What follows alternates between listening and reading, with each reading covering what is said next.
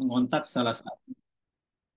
salah satu apa namanya kru di ibtafsir.id untuk memberikan wawasan kira-kira apa yang menarik ya, disampaikan dan dia memberi buku Majid eh, siapa namanya itu? Saya agak susah baca nama belakangnya. Nah, kemudian saya menulislah sebuah artikel dan itu sudah masuk di IWI Tafsir ya, yang kira-kira bisa mengantar diskusi kita pada kesempatan ini. Saya coba kirim artikelnya linknya ke ini ya, kemana namanya, ke chat ya. Cuma biasanya kalau dibuka bersamaan dia nggak bisa diakses. Jadi nanti kalau misalnya tidak bisa diakses, bisa diklik lagi beberapa 1 menit setelahnya bisa diakses lagi. Ya, ya terlepas dari itu, sekali lagi terima kasih atas undangan diskusi ini. Saya akan langsung ke materi. Saya akan share screen ya.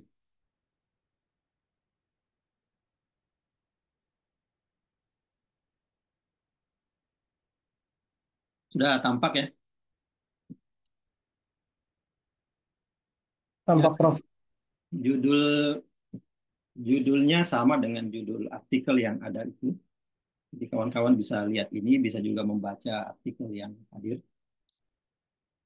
Nah, saya memberi judul Memaklumi para apologet Muslim dalam kajian Al-Quran. Eh, saya memakai judul ini karena saya merasa di dalam apa? Di dalam kategori ya, yang disampaikan oleh Ustadz Majid ya di dalam bukunya itu saya masuk ke dalam sepertinya saya masuk ke dalam apologet Muslim, bukan para pengkaji Al-Quran.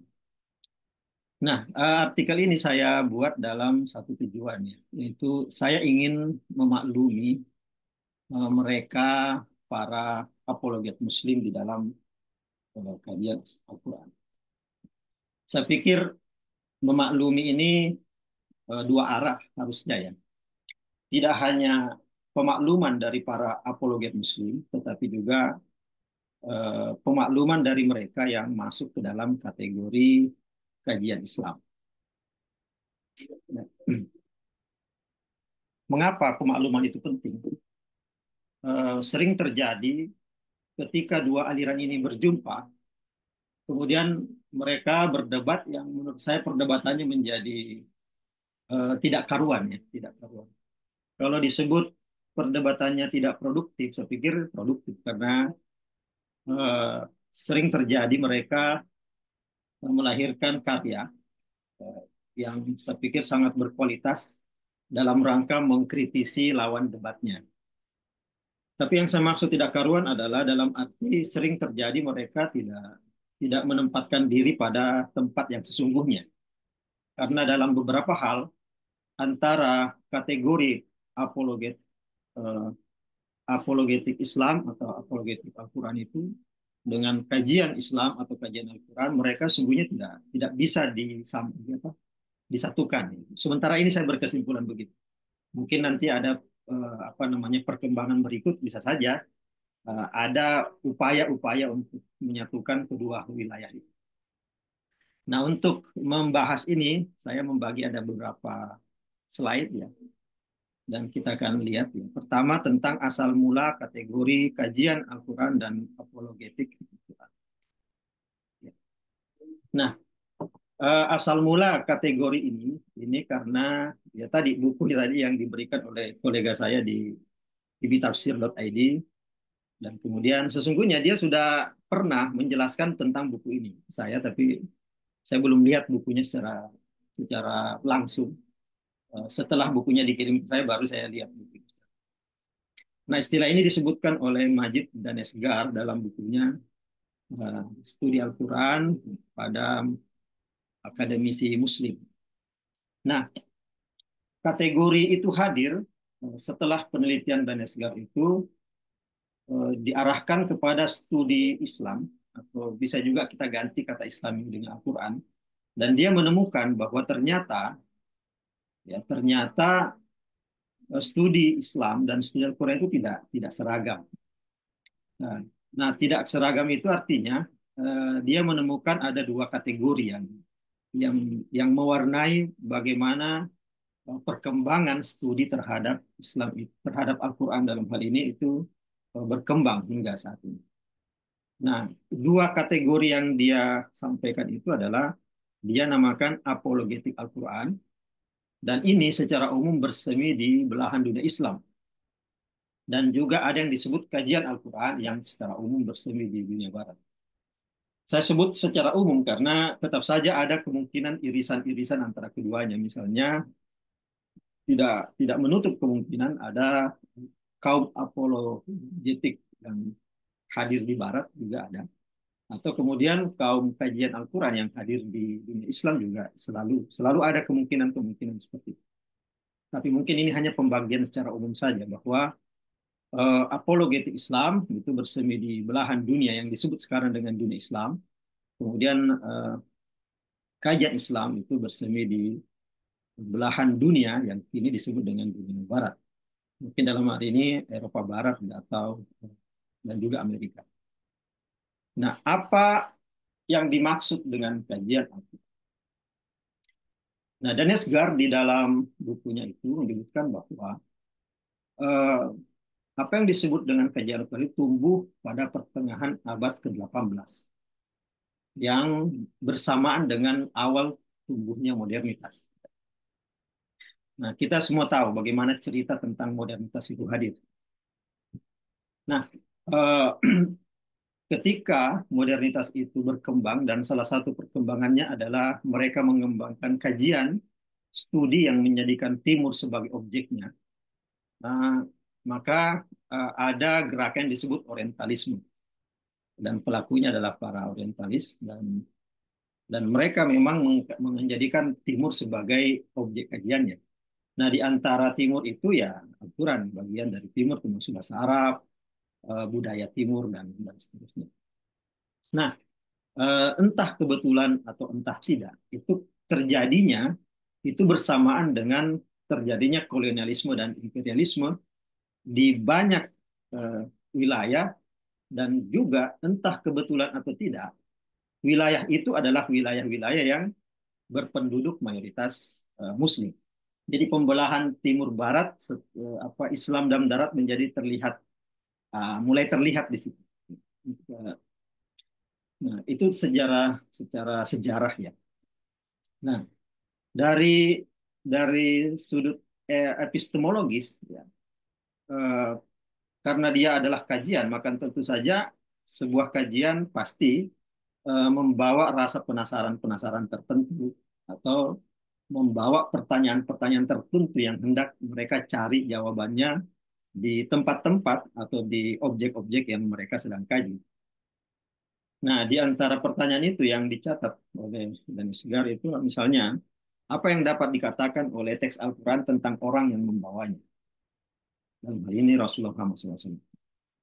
Kemudian misalnya pertanyaannya bagaimana komunitas, ya, katakanlah dalam hal ini komunitas orang beriman, itu tumbuh dalam menanggapi pesan-pesan yang hadir dari Al-Quran.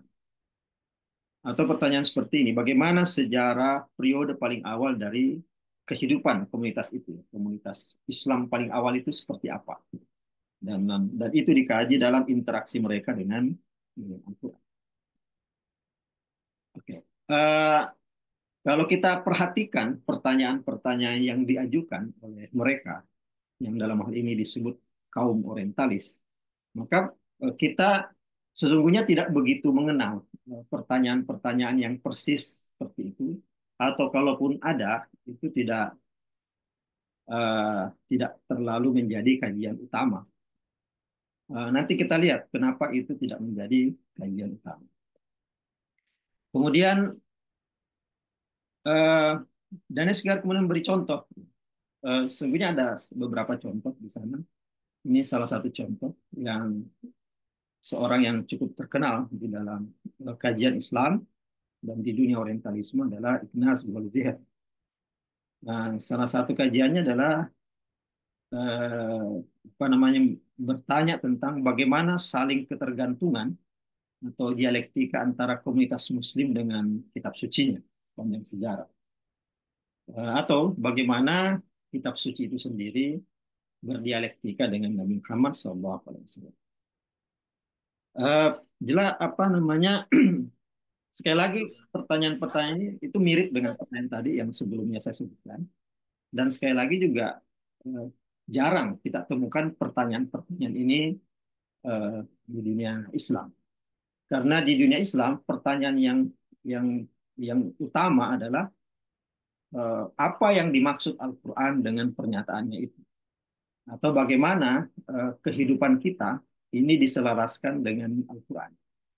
Jadi selalu sekitar itu dan sepertinya pertanyaan-pertanyaan ini menjadi pertanyaan yang cukup asing ya di dunia Islam, tetapi justru menjadi pertanyaan-pertanyaan utama di dalam kategori yang disebut oleh Majid tadi, yaitu kajian Al-Quran. Lalu seperti apa definisi dari apologetik Islam Al-Quran maaf ya, Quran itu? Ya. Nah, di sini digambarkan bahwa apologetik Islam Al-Quran itu tumbuh sebagai respon terhadap modernitas yang berasal dari Barat. Dalam hal ini juga menjadi apa namanya respon terhadap kajian Islam, kajian Barat terhadap Timur, yaitu Orientalisme. Kalau saya membahasakannya adalah semacam respon negara-negara baru merdeka terhadap penjajahnya. Eh, dengan membahasakan seperti itu, sungguhnya ada pesan yang hendak disampaikan bahwa eh, apa namanya betapa tidak seimbang ya posisi ya antara yang merespon dengan yang direspon.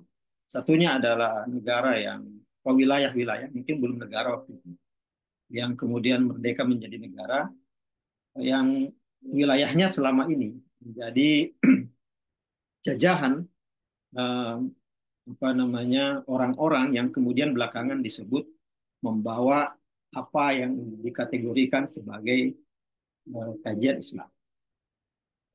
Nah, eh, modernitas ini yang ditanggapi oleh apologetik Al-Quran itu membawa dua perangkat ya. Perangkat pertama adalah ilmu pengetahuan dan teknologi, sedangkan perangkat kedua adalah budaya dan ideologi. Nah, ilmu pengetahuan dan teknologi cukup diterima oleh Muslim, tetapi yang dimaksud diterima adalah pertama, tentu saja ilmu pengetahuan dan teknologi yang secara aplikatif mereka bisa pakai. Misalnya teknologi dari Barat ya apapun itu, misalnya ya, mungkin Zoom yang kita pakai sekarang ya, cukup cukup diterima. Tetapi perangkat kedua yang bernama budaya dan ideologi itu tidak begitu mudah diterima oleh apa namanya dunia Islam yang belakangan kemudian mengusung apologetik Al-Quran. Jadi dalam hal ini apa namanya dunia Islam agak ambigu ya, agak milih-milih gitu. Apa yang harus diterima dari modernitas dan apa yang harus ditolak.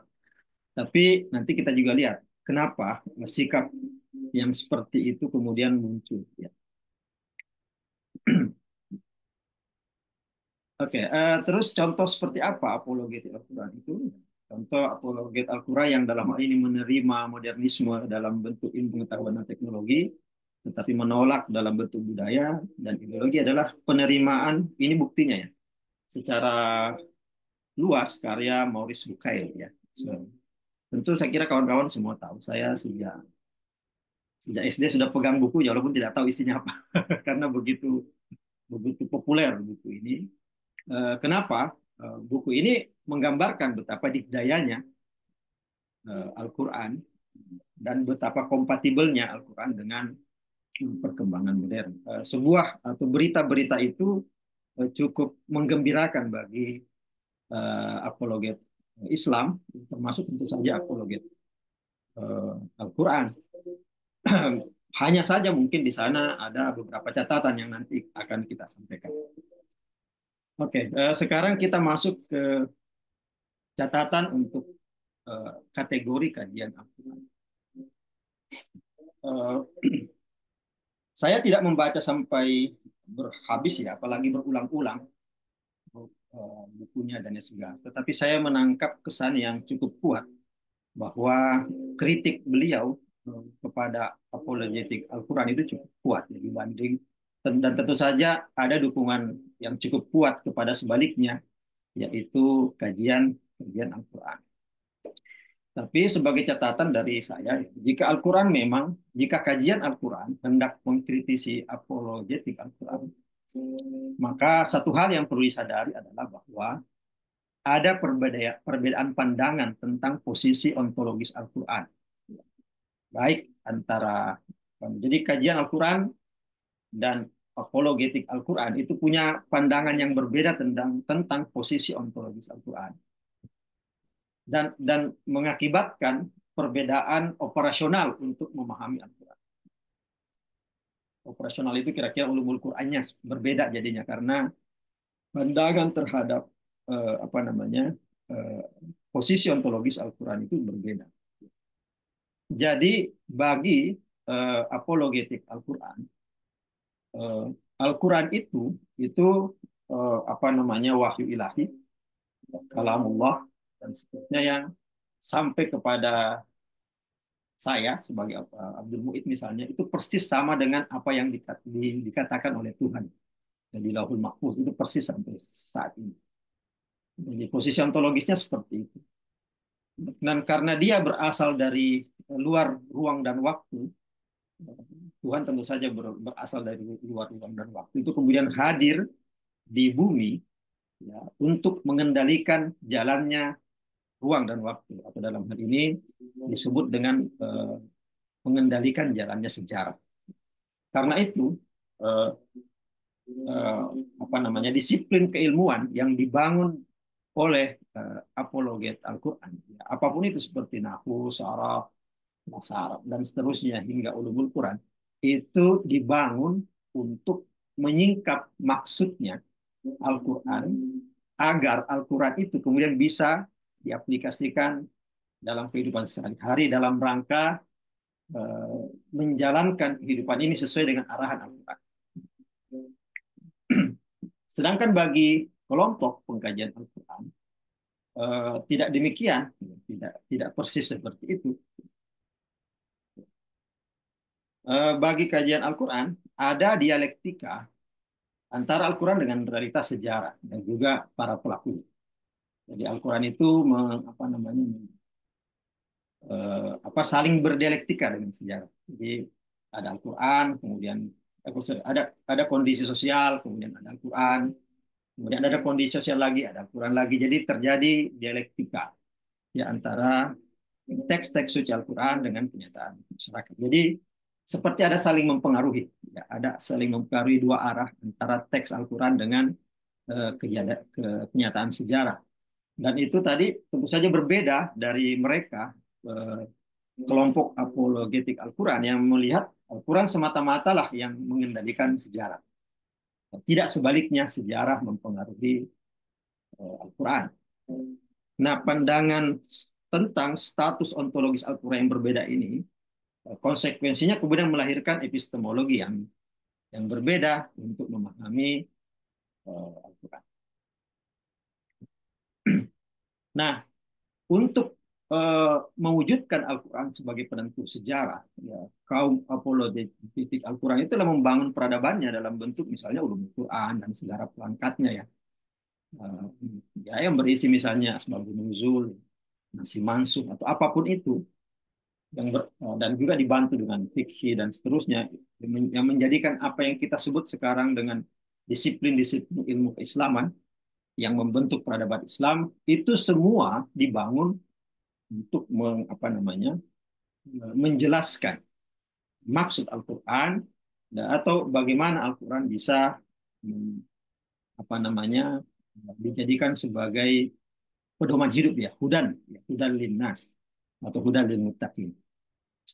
Dengan seperti itu maka ada catatan bagi kelompok kajian Al-Quran bahwa jika cara berpikir, epistemologinya, epistemologi kaum apologetik Al-Quran ini hendak diganti dengan yang baru, maka tentu saja status ontologis Al-Quran itu yang perlu dilihat dulu. Nah, eh, tetapi karena apologet Al-Quran ini sudah membangun peradaban cukup lama dan ibaratnya sudah begitu kompleks ya peradaban itu, maka tidak mudah, ya, tidak mudah bagi mereka ya untuk meninggalkan peradaban yang sudah ada itu karena terasa sudah begitu cukup ya untuk dipakai di zaman zaman sekarang.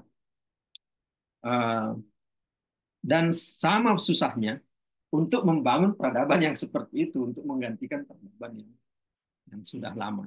Itu saya pikir menjadi catatan untuk versi kajian Al-Quran. Sedangkan ada catatan juga untuk maaf, kalau ini oh ya masih lanjutan dari catatan untuk kajian Al-Quran.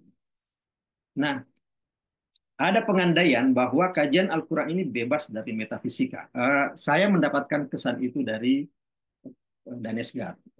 Mungkin bisa didiskusikan lebih jauh apakah itu benar atau tidak, tapi ada kesan seperti itu. Apa yang dimaksud metafisika? Jadi metafisika itu ada sesuatu di balik fisika yang mengendalikan dunia fisik ini. Sederhananya seperti itu. Sedangkan bagi kajian Quran tidak ada. Ya, apa yang ada di hadapan kita ya inilah yang nyata, inilah pesannya. Ya, inilah yang hendak dikaji. Tidak perlu berandai-andai bahwa ada kekuatan di balik ini yang kemudian menitip pesan dan seterusnya kepada apa namanya kepada manusia.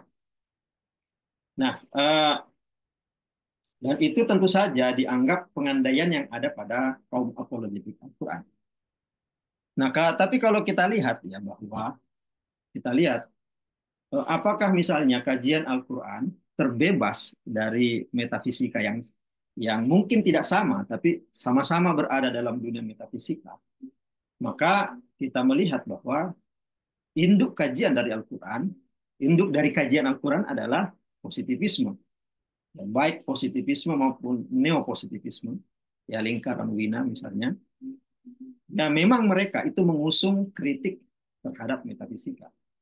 Tetapi mereka memiliki agendanya sendiri. Nah, agenda itu, kepentingan itu, saya pikir diandaikan tidak ada kepentingan itu tidak benar. Maksud saya sepertinya perlu dilihat lah, mungkin benar atau tidaknya belakangan, tapi perlu dikaji ulang. Jangan-jangan di balik itu ada kepentingan juga. Walaupun mungkin kepentingan itu salah dipahami oleh umat Islam, ya, tetapi kepentingan itu namanya ada. Nah, namun apa dan kepentingan seperti apa ya? Apa namanya? Positivisme dan neopositivisme itu punya kepentingannya tersendiri. Bahwa dia tidak setuju kepada metafisika, itulah kepentingan dia. Jadi mengandaikan dia tidak punya kepentingan itu menjadi terasa tidak mungkin. Nah, kalau misalnya mengandaikan kajian Islam Al-Quran itu bebas dari kepentingan, artinya mengandaikan kajian Al-Quran itu bebas dari kritik historis, ya kan? Nah, mengandaikan kajian Al-Quran bebas dari kritik historis menjadi tidak relevan karena kajian Al-Quran sendiri menjadikan kritik historis sebagai tulang punggungnya. Jadi dia sendiri tidak bisa bebas dari kritik historis yang bisa saja diterapkan ke dirinya juga. Oke, selanjutnya catatan untuk apologetik Al-Quran. Waktunya mungkin lewat ya, tapi ini tinggal satu slide. Nah, jika secara ontologis Al-Quran harus mengendalikan jalannya sejarah, ya, maka sesungguhnya bagi kaum apologetik Al-Quran, dan banyak di antara mereka adalah para penafsir, maka posisi penafsir menjadi dipertanyakan. Karena kan penafsir itu sesungguhnya adalah berfungsi sebagai mediator antara teks suci Al-Quran dengan kenyataan sehari-hari. Nah, posisi mereka menjadi tidak penting sungguhnya ketika kalau memang Al-Quran itu secara tekstual harusnya langsung bisa berhubungan langsung dengan kenyataan sehari-hari. Kalau mereka tidak ingin ada intervensi itu. Tapi intervensi mereka justru dilakukan oleh mereka mereka sendiri. Jadi kalau mereka tetap melakukannya, tentu saja itu adalah ada sebuah sebentuk kerancuan. Bagaimana kalau memang meyakini bahwa Al-Quran itu secara ontologis dari sana dan harus langsung kemudian mengintervensi kehidupan, ya udah tidak perlu ada penafsir sesungguhnya sebagai perantara dengan kehidupan manusia. Selanjutnya, saya melihat ya bahwa apologetik Al-Quran itu bukan keturunan jauh dari trauma kolonialisme dan atau orientalisme yang sebagaimana disebut oleh Daniel Segar. Saya melihatnya bahwa lebih jauh dari itu sesungguhnya dia trauma pada invasi Mongol. Islam ketika terjadi invasi Mongol itu masyarakat kaget ya karena selama selama sejak perang Badar sampai invasi Mongol umat Islam tidak pernah kalah perang itu berapa belas abad ya. Mungkin lebih dari itu. Tapi kemudian tiba-tiba kalah oleh itu benar-benar membuat secara mental, secara ideologis dan bahkan secara teologis umat Islam terpuruk. Nah, luka dari kolonialisme termasuk orientalisme itu hanya tambahan luka terhadap luka yang belum belum sembuh sesungguhnya karena Islam tidak pernah bangkit setelah itu. Nah, umat Islam kelirunya ya sorry sorry apologetik Al-Quran itu kelirunya mengira bahwa apa yang terjadi dengan invasi Mongol ini sama dengan orientalisme, sama dengan imperialisme dan kolonialisme. Jadi uh, sesungguhnya ya mereka salah salah melihat bahwa ada beda. Invasi Mongol mungkin murni militer dan mungkin politik, tetapi invasi kolonialisme, orientalisme itu tidak semata-mata politik, tetapi di sana ada tantangan ilmu pengetahuan yang harusnya menjadi perhatian dari kaum apologet Al-Quran. Jadi jangan menduga. Jadi biasa kan kalau membaca buku-buku yang menolak Barat itu kan dikit-dikit dianggap sebagai apa serangan Barat terhadap kuasa Islam misalnya. Tapi tidak sederhana itu. Ada ilmu pengetahuan di sana yang saya pikir tidak tidak sebegitu saja harus ditolak. Oke, saya kira maaf ya moderator Ustadz Manam Supardi, waktunya lewat. Saya serahkan ke Anda. Assalamualaikum warahmatullahi wabarakatuh. Ya, Waalaikumsalam warahmatullahi wabarakatuh. Nah, itulah tadi materi pertama yang disampaikan oleh Ustadz Abdul Muhyidd Nawawi. Itu adalah materi yang sangat luar biasa yang bahas mengenai tentang kajian Al-Quran dan apologetik Al-Quran. Dan untuk semua teman-teman semua, untuk nanti sesi tanya jawabnya setelah materi kedua, untuk bertanya, silakan nanti persiapkan pertanyaannya. Acara kita selanjutnya kita melangkah kepada materi kedua yang akan dibawakan oleh Ustadz Yusron STHI MHU yang merupakan Sekprodi jurusan Ilmu Al-Quran dan Tafsir UIN Alauddin Makassar. Waktu kami persilahkan kepada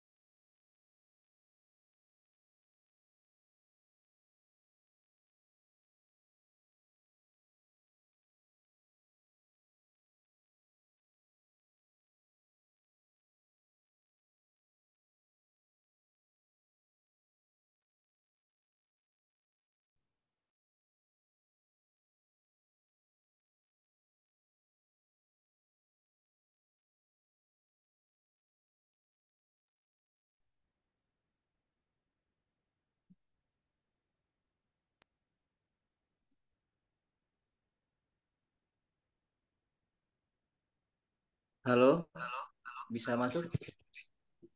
Ya, Ustaz. Oke, baik. Nggak tahu ini laptopnya mungkin misconnecting. Baik, terima kasih atas kesempatannya. Saya eh, akan mulai untuk presentasi dan apa yang saya presentasikan saya share di apa di Zoom lewat yang akun laptop saya ya.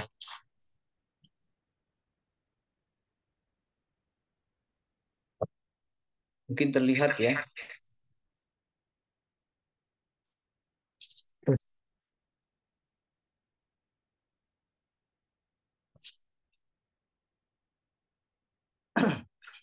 Baik, untuk kesempatan ini kita mulai dulu. Bismillahirrahmanirrahim. Assalamualaikum warahmatullahi wabarakatuh.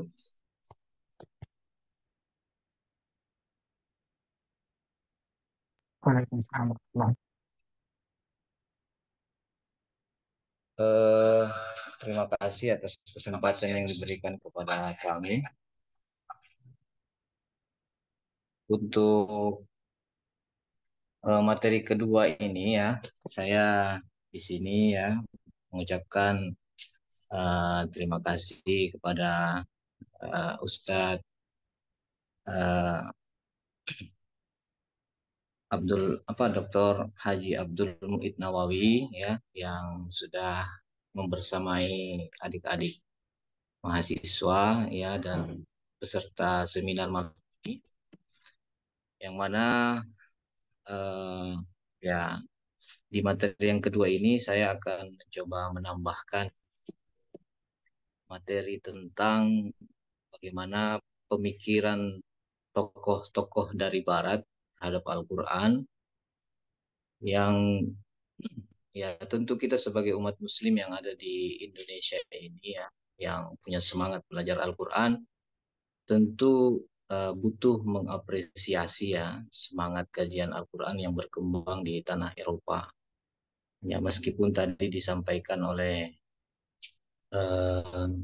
Al-Ustadz di materi yang pertama bahwa memang ada masa kajian Al-Quran di Eropa itu sangat tendensius ya, yang kemudian kita sebut ya menjadi bagian dari Orientalisme, ya, yang mana Orientalisme di masa-masa yang dahulu ya terutama di awal-awal abad 20 itu memang punya tendensi untuk kemudian eh, apa mengecilkan ya kekuatan Al-Quran bagi agama Islam ya. Ya, itu tentu kita harus dudukkan dengan baik ya bagaimana pemikiran tokoh barat terhadap Al-Quran ini termasuk yang dahulu sangat tendensius itu ya kita anggap sebagai kritik yang menjadi pintu masuk untuk umat muslim mengembangkan kajian Al-Qur'annya ya karena kadang-kadang memang pemikiran dari tokoh-tokoh barat inilah yang kadang-kadang memicu kita untuk berpikir lebih dalam ya terhadap kajian kitab suci kita, kitab suci Al-Quran kita ini. Kalau kita kadang-kadang ya hanya bergelut di sekitar pemikiran Al-Quran dari kalangan Muslim sendiri ya seperti yang disampaikan oleh pemateri sebelumnya tadi, kadang-kadang kita kemudian terjebak dalam satu kevakuman ya atau mungkin eh, diskursus kita ya berkisar di sekitar itu saja yang ada di internal umat Muslim saja. Nah, eh, saya dalam kesempatan ini akan mencoba mengambil pintu masuk kajian dari seorang tokoh yang cukup populer di 20 tahun terakhir ini ya. Di 20 tahun terakhir ini sebenarnya beliau sudah berkiprah dari 1970-an ya, 1960-an, 1970-an. Tapi saya tertarik untuk mengangkat beliau ini ya atas nama Angelica Nurid ya. Mungkin sebagian sudah pernah mendengar nama ini ya. Angelica Nurid ini salah satu tokoh pemikir Al-Quran dari Barat yang dianggap ya dia adalah di garda terdepan ya, sosok pemikir dari Barat yang kemudian pemikirannya itu seperti menunjukkan kontra terhadap pemikir-pemikir Al-Quran Barat yang ada sebelumnya.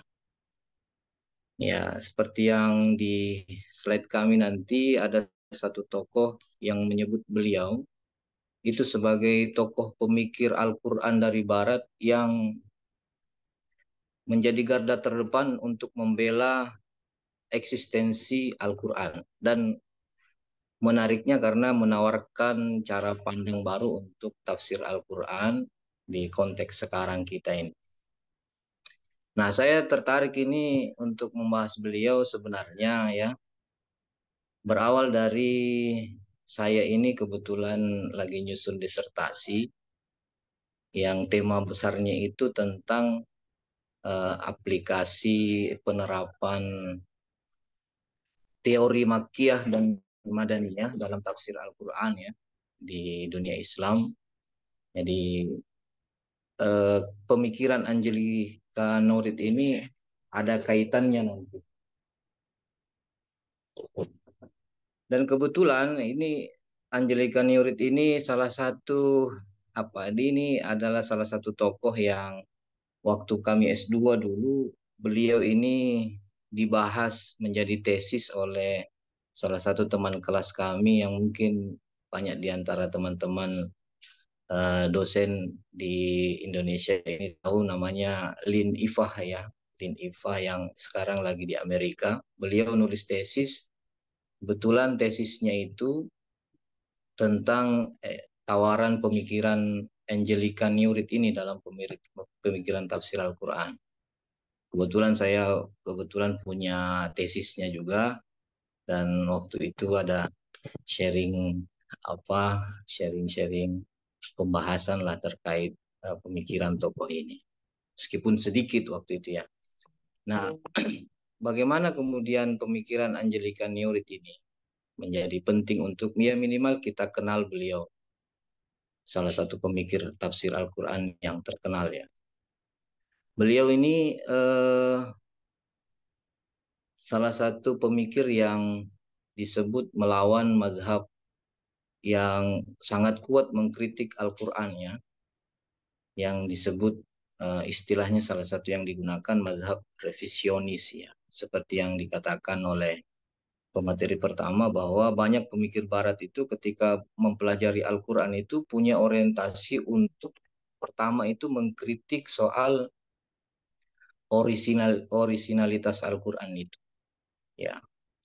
Bahwa Al-Quran itu kemungkinan besar itu karangan manusia, ya khususnya di sini karangan Muhammad, atau yang paling sering kita dengar tuduhan para pemikir dari mazhab semacam ini itu Al-Quran itu disusun menjadi mushaf itu yang paling memungkinkan untuk mereka yakini itu adalah tim yang dibentuk oleh khalifah yang diketuai oleh Zaid bin Sabit itu.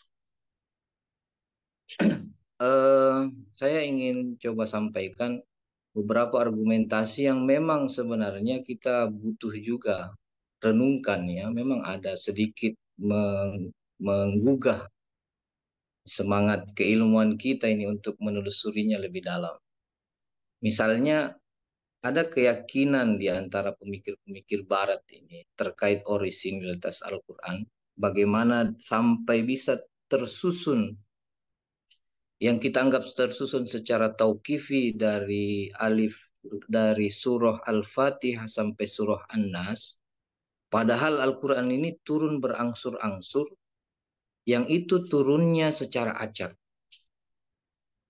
seperti sulit memahami secara akal bagaimana kemudian Al-Quran itu yang turunnya secara acak sampai akhir-akhir hidupnya Nabi Muhammad, lalu kemudian ada momen di mana itu disusun dari surah Al-Fatihah sampai surah An-Nas, susunannya seperti itu.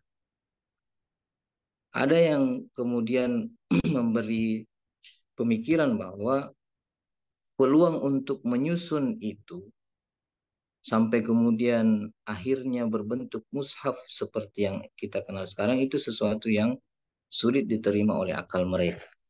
Dan akhirnya berpindahnya Al-Quran menjadi mushaf yang susunannya seperti yang kita sebut tauqifi sekarang ini dari Al-Fatihah sampai surah An-Nas itu sesuatu yang diragukan oleh mereka.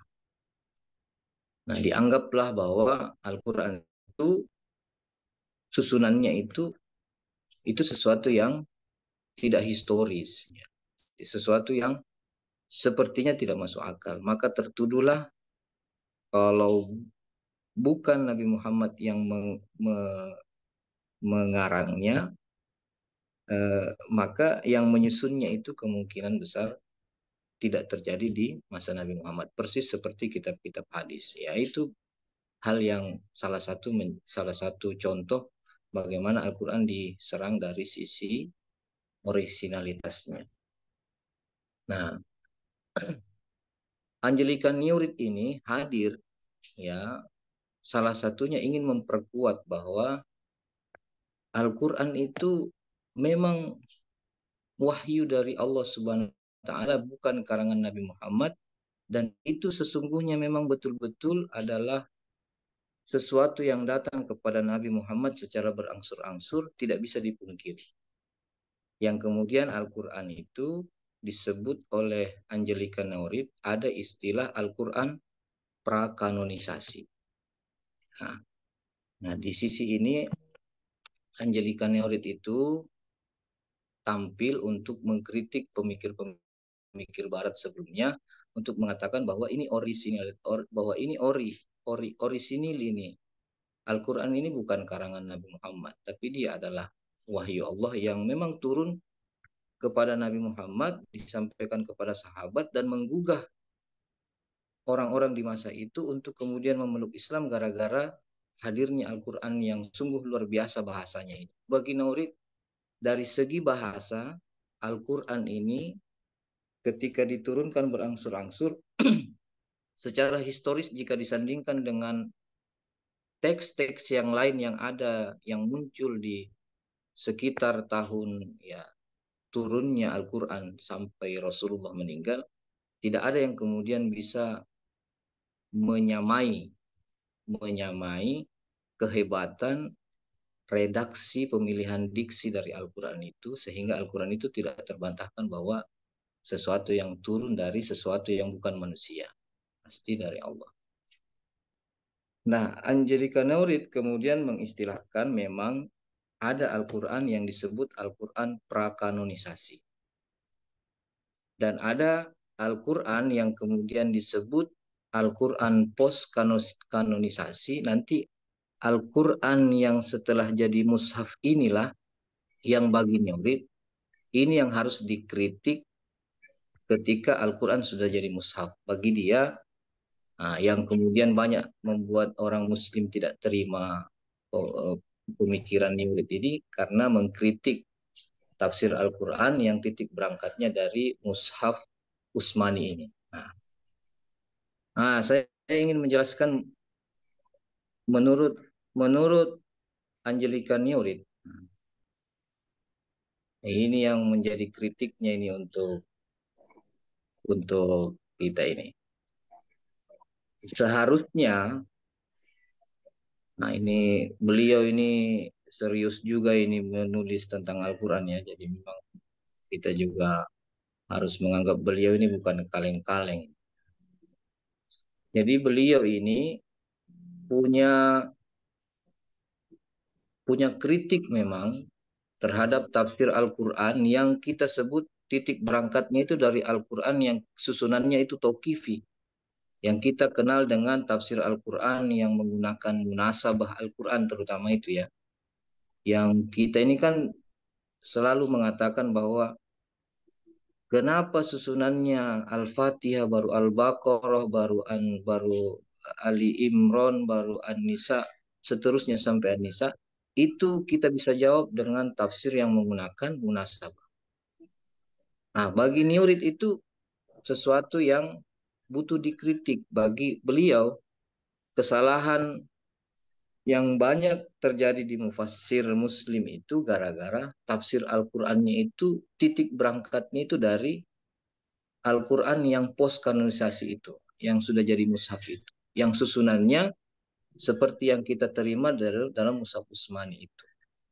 Bagi beliau, kalau itu yang dilakukan, maka ini di, di slide yang saya tampilkan, bagi beliau, kalau yang begini kita lakukan, itu seakan-akan Al-Quran itu dicabut dari konteks sejarahnya yang 22 tahun lebih diturunkan berangsur-angsur di masa Nabi Muhammad sampai wafatnya Nabi Muhammad. Itu seakan-akan dicabut. Ya meskipun ada yang mengatakan bahwa itu sifatnya, itu bisa menggunakan asbabun nuzul dan kemudian menggunakan ilmu munasabah, tapi beliau menganggap bahwa itu proses yang bisa mencabut Al-Quran dari konteks sejarah.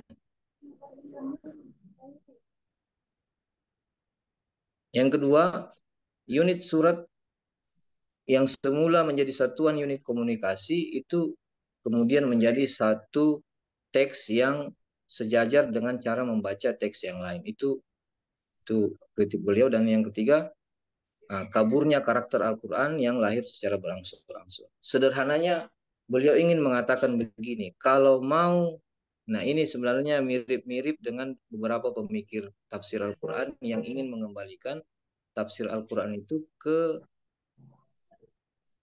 tafsir dengan Al-Quran yang tertib nuzuli.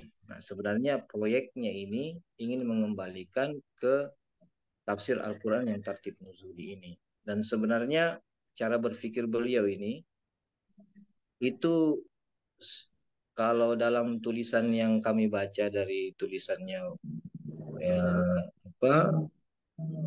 tulisan yang ada di tesisnya Mbak Lin itu sebenarnya ingin sama dengan yang diharapkan oleh beberapa pemikir Muslim kontemporer seperti Nasr Hamid, Arfun, kemudian termasuk juga Fazlur Rahman ya, bagaimana betul-betul fokus kita untuk melihat konteks ayat Al-Quran itu kembali kepada konteks historis yang susunan historisnya itu betul-betul ada dari masa pertama Al-Quran diturunkan di Nabi Muhammad umur 40 tahun sampai Nabi Muhammad itu wafat 63 tahun. Konteks historis inilah yang paling utama menjadi konteks untuk teks Al-Quran. Jadi mengembalikan Al-Quran itu ke tafsir yang menggunakan Al-Quran yang pra-kanonisasi ini. Nah ini sesuatu yang sebenarnya cukup berat memang sebagai sebuah cara pandang yang ditawarkan oleh Niurid ini. Maka beliau menawarkan Al-Quran itu sebagai satu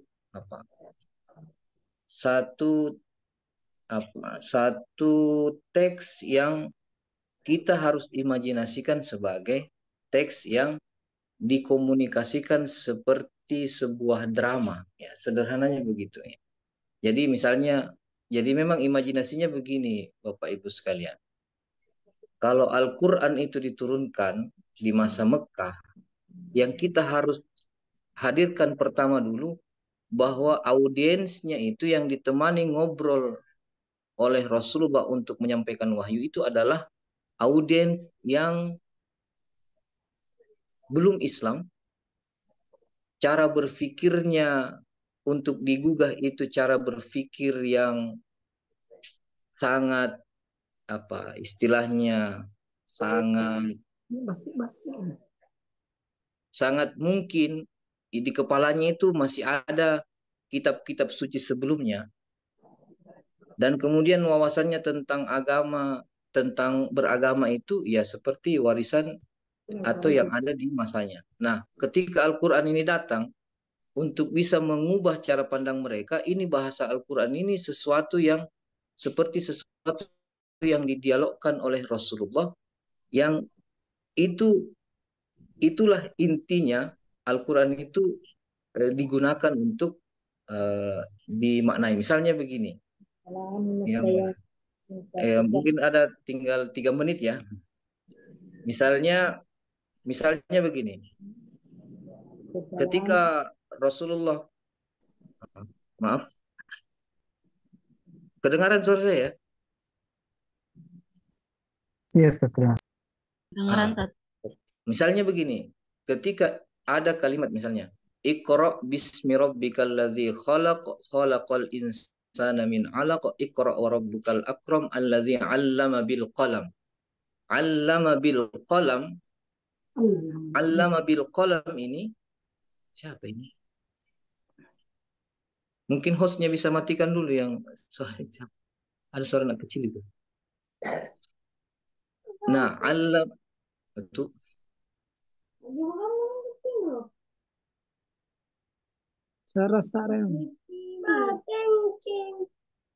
bukan kencing ibing. Nah, allama bil qalam misalnya, allama bil qalam, makna al qalam itu sesuatu yang betul-betul pendalamannya kepada konteks masyarakat yang dihadapi oleh Rasulullah di awal-awal menerima wahyu itu sesuatu yang pendalamannya menurut menurut beliau itu betul-betul pendalaman yang eh, apa sangat sangat jarang dijangkau oleh mufassir-mufassir sebelumnya ya yang menggunakan tafsir Al-Quran dengan semata-mata yang post kanonisasi itu. Nah, itu saya bacanya seperti tadi bahwa ketika makna kolam sebagai alat untuk menulis pemahaman dalam konteks belakangan, nah makna kolam dalam tradisi orang Arab yang waktu itu mengenal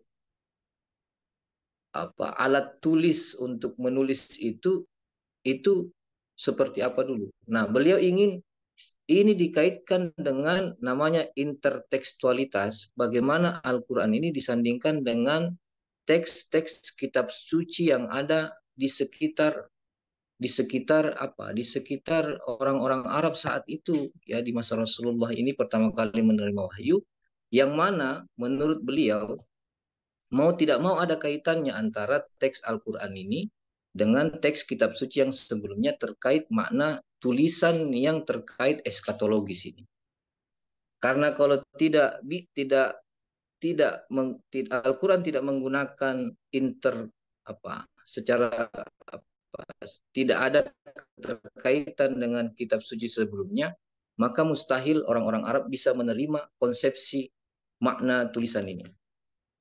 Misalnya ketika ada di dalam surah apa itu yang tadi saya baca, bahwa Al-Quran ini sesuatu yang ditulis, yang akhirnya ditulis di Lauhim Mahfuz, yang itu tulisannya ada di sebuah tempat yang sifatnya ada di atas langit. Sebenarnya konsepsi ini telah diterima oleh masyarakat Arab saat itu sebagai sesuatu konsep metafisik yang itu diwariskan oleh kitab-kitab suci sebelumnya.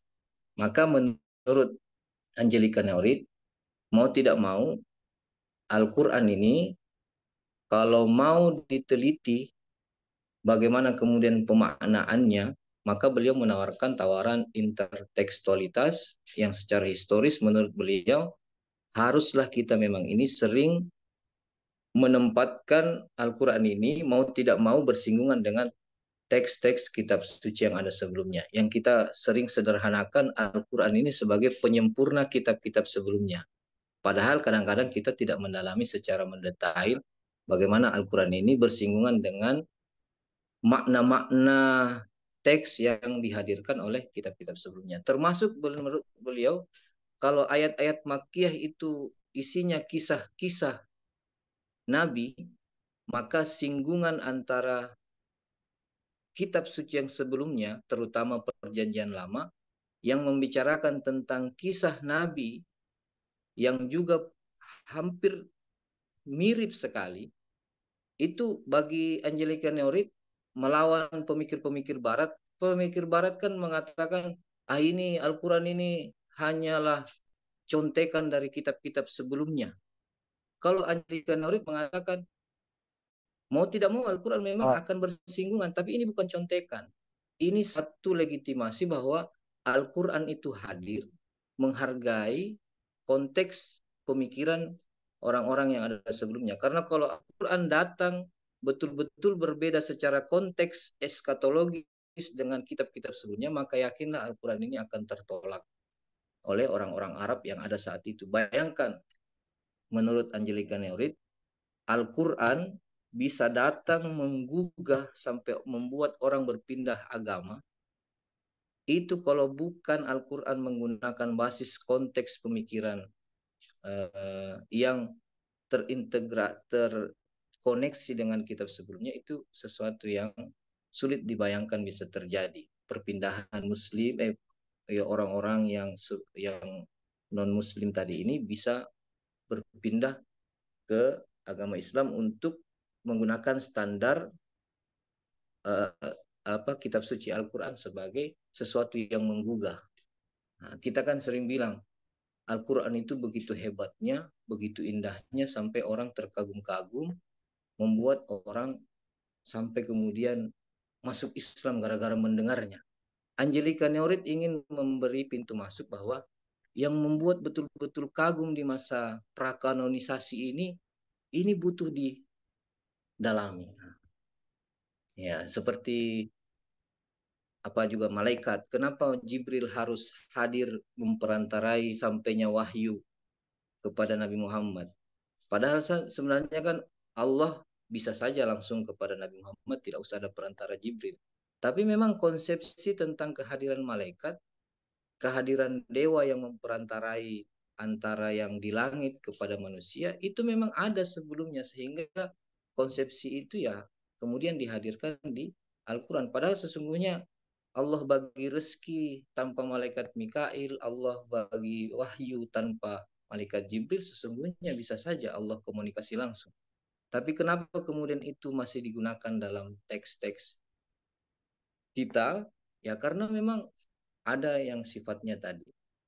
Dan menurut Angelica Neorit, pendalaman terhadap Al-Quran yang prakanonisasi ini, terutama ayat-ayat Makkiyah ini adalah sesuatu yang memang butuh pendalaman yang harus harus betul-betul diupayakan, ya karena sekali lagi banyak mufassir yang kemudian lupa dengan konteks penafsiran yang ya kalau kita sebut tartib nuzuli ini. Kalau beliau menyebut penafsiran Al-Quran, nah Al-Quran itu diturunkan dan itu disebut prakanonisasi. Nah ini bagi pemikir seperti kita Muslim ini kan kadang-kadang wah, nah, kalau dari Barat ini betul ini, jangan-jangan ini juga tawarannya dari orang anu jadi. Nah, kita lihat tadi ya, yang namanya Angelica Neorit ini bukan orang yang main-main bahas Al-Quran ya. Banyak ini anak tafsir Al-Quran, jurusan tafsir ini kalah. Beliau ini penggagas Corpus Coranicum, proyek penelitian yang kajiannya terkait Al-Quran. Itu targetnya sampai tahun 2025 dari tahun 2007. Sudah banyak sekali melaksanakan kegiatan-kegiatan. Kalau secara pribadi, Neorit ini termasuk orang yang sangat kuat mendalami Al-Quran. Karyanya terkait Al-Quran cukup banyak. Kuliahnya pun tidak main-main. Kuliahnya itu, ini kuliahnya di berbagai tempat yang fokus kajiannya ya salah satu yang membuat kita memang harus mengakui beliau, ya sastra Arab dan filologi untuk meneliti teks-teks yang menjadi peninggalan itu beliau sangat kuat dan beliau punya banyak bukti terkait apa yang di data yang terkait yang dia teliti. Nah, mungkin itu ya. Mungkin dari saya ya menjadi pengantar bagaimana kemudian salah satu tokoh menjadi tokoh pemikir Barat, menjadi salah satu tokoh yang kita tidak mesti antipati, tapi kemudian menjadi sesuatu yang menjadi inspirasi untuk kita untuk kemudian memperdalam kajian Al-Quran di konteks modern sekarang ini. Mungkin itu dari saya. Terima kasih. Kita kembalikan kepada uh, moderator. Ya, terima kasih kami ucapkan kepada Ustadz. Itulah tadi materi yang disampaikan oleh Ustadz yang salah satu tokoh pemikiran yang